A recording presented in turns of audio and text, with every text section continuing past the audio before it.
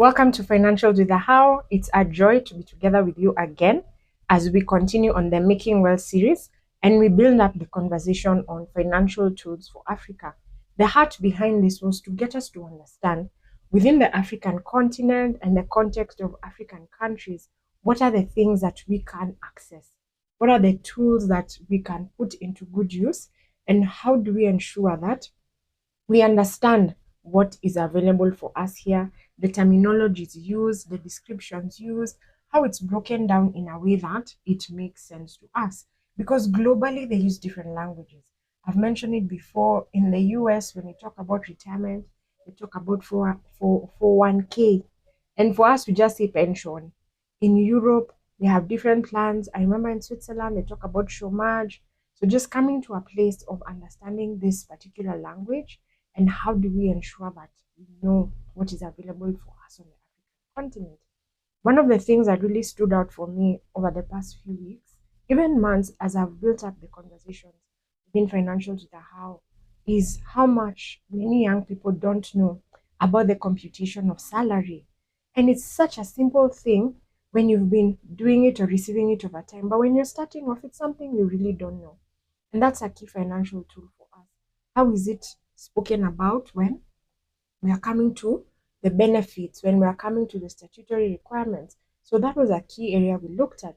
Then we talked about, with a light note and very swiftly, M-Pesa, how in Africa mobile money is such a financial tool. In Kenya, for instance, M-Pesa does everything. I literally cannot tell you the last time I walked into a banking hall because of how much the mobile has enabled me to access everything finance. That's a very big financial tool for Africa. How are we capitalizing it? There are money market funds available on mobile, different investments, different opportunities. How are we enabling ourselves and learning and being able to make use of them to grow in our financial freedom, in our personal finance? The other one is property.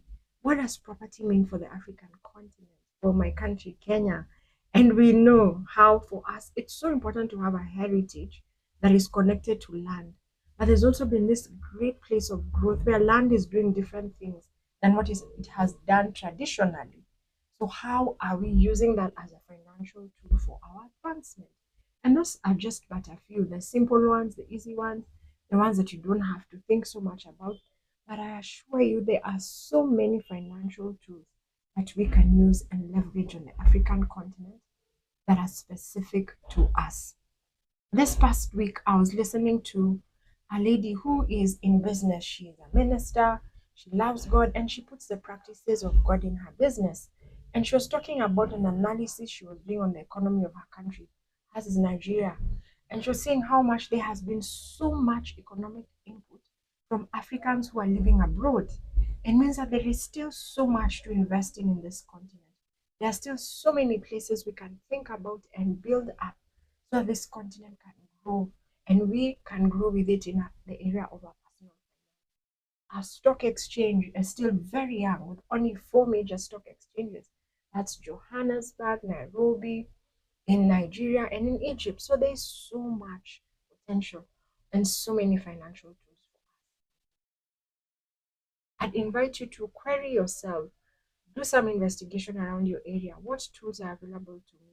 I could have heard about them in another region of the world, but how do I find what applies to me here and begin to put it into practice? Keep writing, keep those dreams alive as we continue on this journey. God bless you and build you. Thank you. It's a how.